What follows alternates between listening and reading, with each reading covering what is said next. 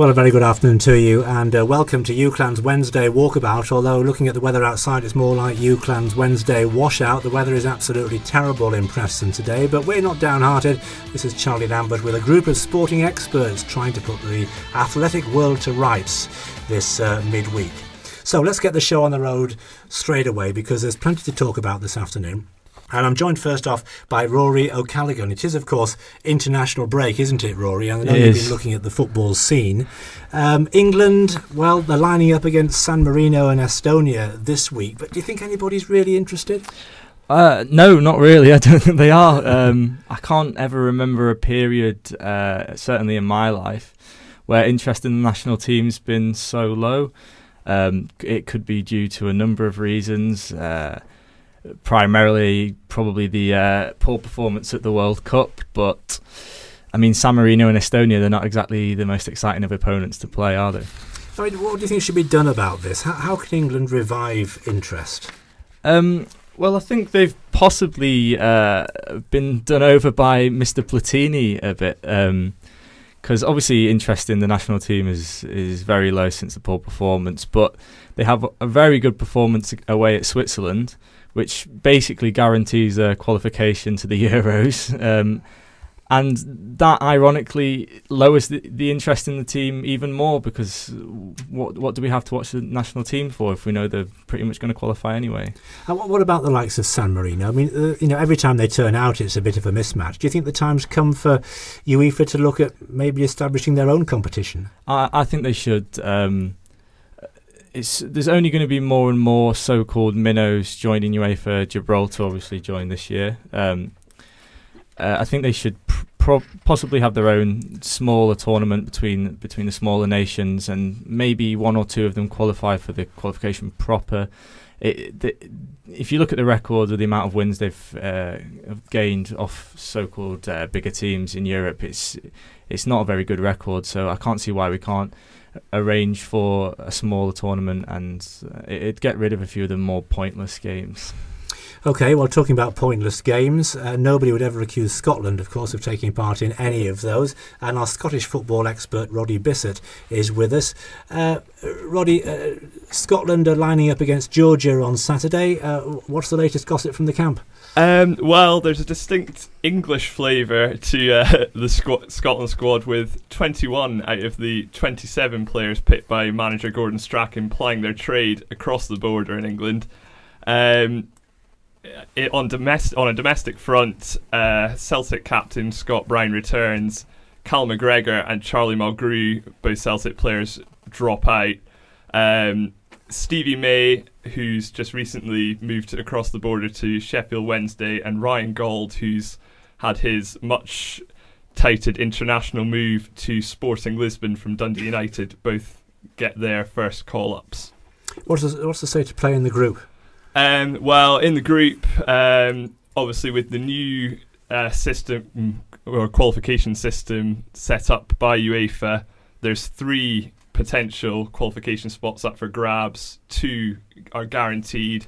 With Germany in the group, it looks likely that will be one of the spots gone, and that will leave Scotland, Poland, and the Republic of Ireland the most likely candidates to fight it out for the other 2 or other spots and other potential playoff spot. I mean, this is the first game that Scotland have played since the referendum vote. Do you think there's going to be any impact at all on the atmosphere at the game as a result of the no vote? Well, with Scotland's home Hampden Park out of use, the game this weekend takes place at Ibrox, home of Rangers Football Club. In Glasgow, obviously, there's a bitter rivalry between Rangers and Celtic, and on Scotland match day, the atmosphere for any game is always incredible, and I think the Scotland national side brings them together. There's inevitably a divide at the moment in the country between the yes and the no camp, but I think much like the Old Firm rivalry, everyone will be brought together for the national team come Saturday. Roddy, thanks very much indeed. That's Roddy Bisset. Of course, it is a multinational game, and Roddy was talking about the number of expat players who are turning out in the Scotland team, and very few countries have got the luxury of choosing players from their own league, and of course that includes Germany. Mehmet Ozil has been an experienced campaigner for the German team. Injured at the moment, though. Josh Rogers joins us. What's your theory about Ozil, part of such a successful international team, but maybe not quite doing it for Arsenal this season? Yeah, I think he's been heavily criticised since his move from Real Madrid. I think when you come with a price tag of £42 million, that's always going to happen. I think his impact has been kind of discussed with him playing out wide. I think in recent games he's shown his potential behind Danny Welbeck, particularly in that Galatasaray game where he set up a couple of goals and Danny Welbeck was able to capitalise. The problem with Arsenal, I think, is they've got a lot of similar players in that midfield. You look at the likes of Cazorla, Ozil, Wiltshire, Ramsey. Quite a few of them are injured at the moment, and I think Arsene Wenger's main problem is trying to fit them all in and finding their own best positions. What do we know about the injury? How long is he going to be out? He's going to be out for about 10 to 12 weeks, but obviously with the international break, that's a couple of weeks. Germany have got quite winnable games. They're playing Ireland and Poland, so he probably won't be too missed there. You look at the likes of Goetze, Muller, Kroos. They've got plenty of bodies that can fill the void. Do you see it just being a bit of a stroll for Germany through these qualifiers? You would think so. Obviously, winning the World Cup in summer, they're going to be high in confidence. The group, you would expect them to win. You'd expect them to get 6 points out of the next two games and really coast into the next stage of the competition. Okay, well, we'll see how it pans out. Thanks very much indeed for that. Just still talking about international football, but maybe from the club perspective now. A couple of years ago, the Premier League was talking about playing a 39th game and taking the game to all sorts of exotic-sounding overseas locations. Jamie Dixon is with us now here in Studio 1 at UCLan. And Jamie, you were saying that the idea seems to be reappearing. Yeah, the Premier League have recently started to rediscuss the idea, but with the intention to be, rather than play a 39th game abroad, so an extra game, they're instead going to just keep it at 38 games, but with one of those rounds being played abroad. But the talks are still in very early stages, and if anything were to happen, it wouldn't be for at least until the end of this decade. Last time the idea was mooted, it didn't get a good press. The supporters generally were against it, and understandably so. So why do you think the Mandarins think they've got a chance of getting it through this time?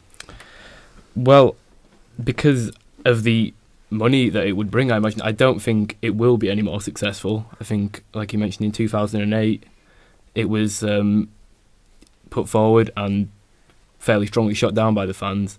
I think it's just the opportunities that are there are too good to turn down, really, for the clubs and the TV companies. Clubs could potentially be making £5 million just from this extra round of games, each club. So you can see why, from their perspective, they want to try and sort of push this through. I mean, Richard Scudamore said it will happen, whether it's under his watch at the Premier League or not. It's kind of inevitable. What about the logistics of it? I mean, it's a big operation, isn't it, to uproot all the teams? And would any extra arrangements, special arrangements, be made for the fans who will be missing out on a home game? Yeah, the sort of logistics of it are all very vague at the moment because, as I say, this talks are in very early stages. Like I say, all we do know is that they don't want to extend the season. They want to replace a domestic game and play it abroad.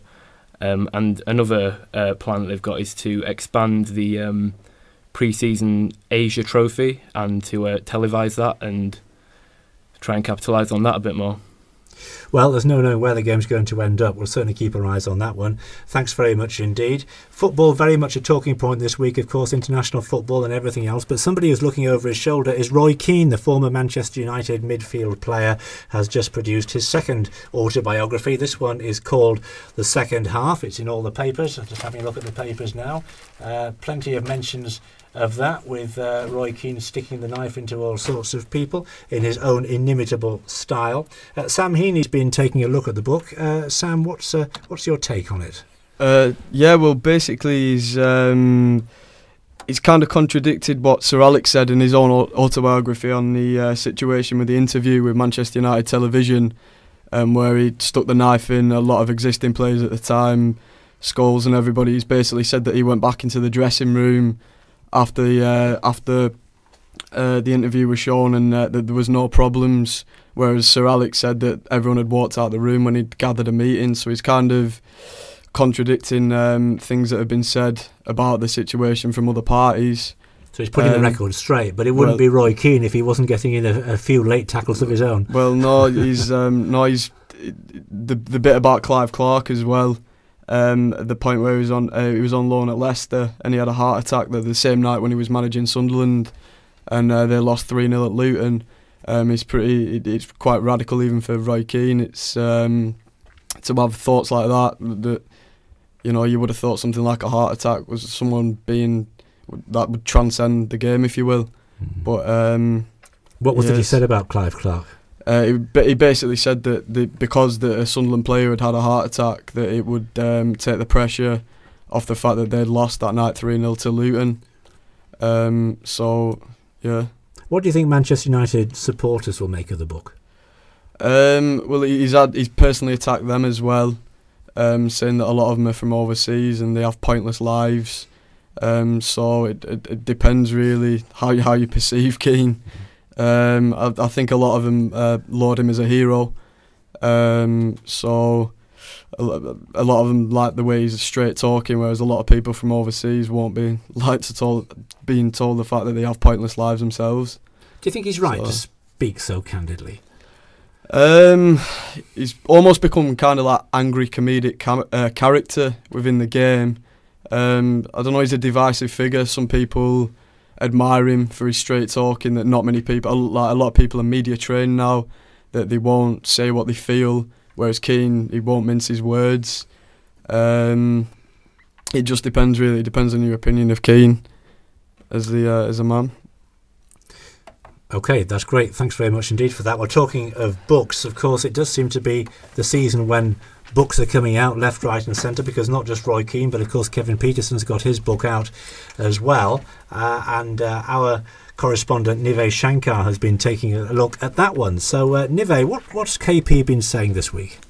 Yeah, KP has taken the book. I think it's a great marketing strategy, first of all. And he's just bashed a lot of players in the book. He said Flower built a regime and not a team. And he claims to have told Flower right in his face many a times. And he's taken a swipe at Pryor as well, Matt Pryor. And so this is Andy Flower, the England coach, and Matt Pryor, the wicketkeeper. Yeah, he's said that Pryor has backstabbed KP and not backed him. And he's a bad influence on the dressing room.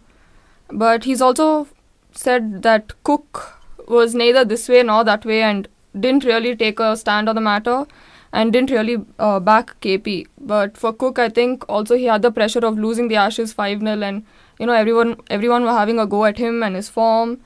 And yeah, and he's also had a go at the bowlers, saying they had to, all the fielders had to apologize when they made a mistake. And yeah, this has really created a lot of controversy. It has, and it's being picked up not just on the cricket pages, but all sorts of people are having their say. I mean, how do you think all this is going to be resolved? Is this going to run for a little while?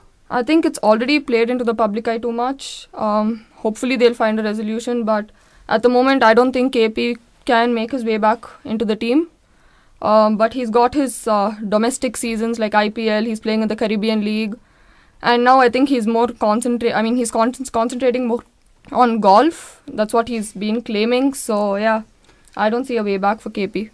I mean, I think in this country, people don't really know what to make of Kevin Pietersen. Yeah. There is so much baggage that seems to come with him. But what about his reputation in India, where obviously he's played in the past? What do people think about him there? He's a hero in India because, he's like a superstar, like Chris Gayle. And he's played for Delhi, and even though Delhi in the IPL, they didn't do well at all, he was still the superstar who was attracting the crowds and the sponsors, and he was the main guy at Delhi. He's a real superstar in India. Okay, well, thanks for that. It really is a very, very busy week, as we said, and you're listening to the Wednesday Walkabout with Charlie Lambert and the MA Sports Journalism students here at the University of Central Lancashire. One of the other big talking points this week, of course, is the question of safety in Formula One after that horrendous crash involving Bianchi in the Japanese Grand Prix. Kieron Clark, you've been taking a very close look at this incident. How do you think Formula One stands at the moment in terms of its overall safety?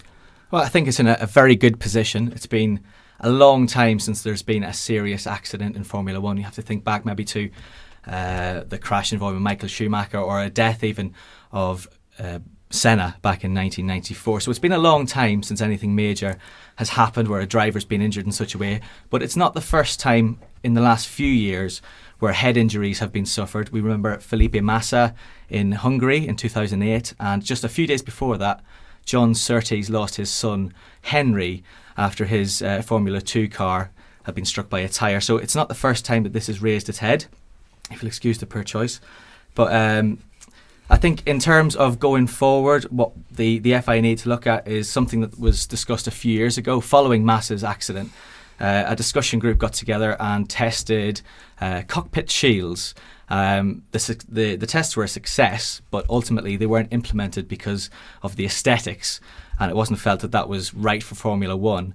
But I think when these accidents happen, everything gets discussed again, and people like Rob Smedley and Felipe Massa, who was involved in that accident, have been outspoken in the call for cockpit protection, especially Massa, who this weekend said that the race should have been stopped before this accident even happened. So I think it's difficult for the FIA.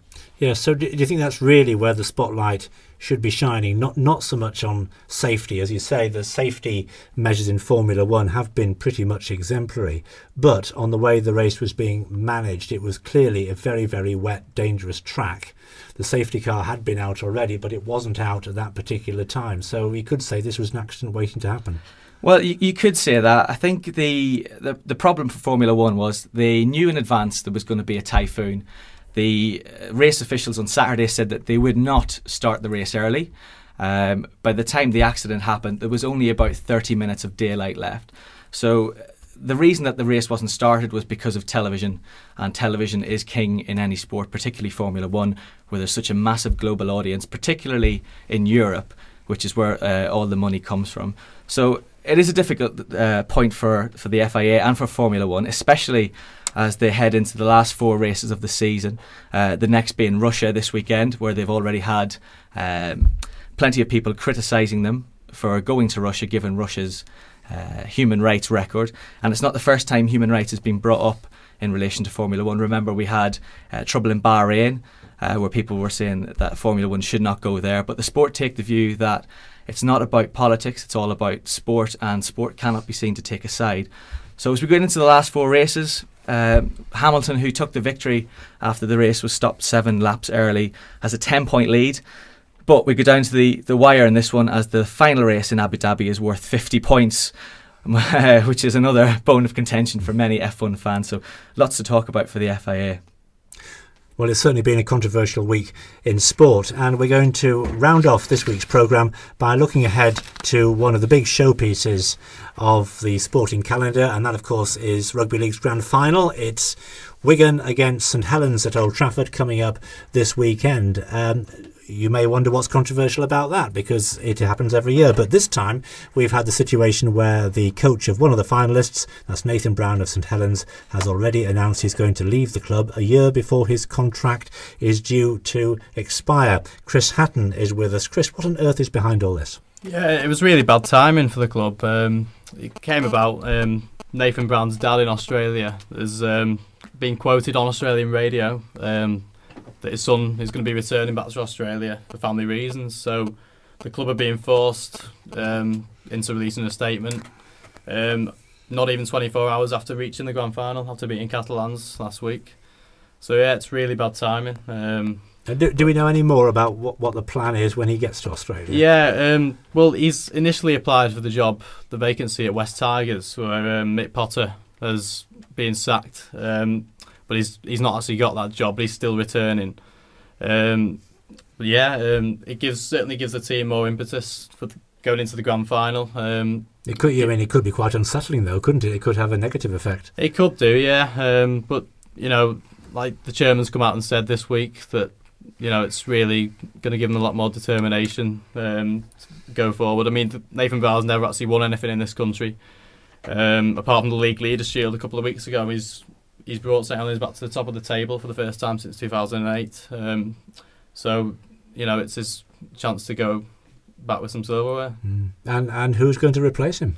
Well, there's been some rumblings with the bookies. Really, there's not been anything official, but there's a lot of rumours regarding current assistant coach Kieron Cunningham, ex-Saints player, and he'd certainly be a fan favourite, I think, if he took over. Yeah. How would you sum up Nathan's 2 years then at Saints? Yeah, it's been a good, consistent couple of years, really. He took over the club at a bad time when they'd not won anything for a few years, and he's got rid of a lot of the deadwood out of the squad, I'd say. He's made some good astute signings, and like I say, he's took them back to the top of the table for the first time in about 5 or 6 years. So yeah, he's leaving them in good stead for the future, definitely. And he's already made some good signings for next season, so he's put them in a good place.